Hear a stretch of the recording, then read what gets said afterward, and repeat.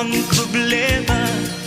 Hanggang sa kasalukuyan akin pang nakikita, tuloy pa rin ang digmaan, kalagnaang kaguluhan sa Mindanao.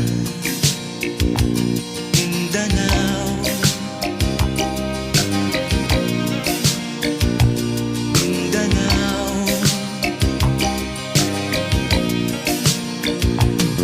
Mga mamamayan doon ay takot ang nadalpa, hindi malaman kung ano ang gagawin sa kwit-kwina.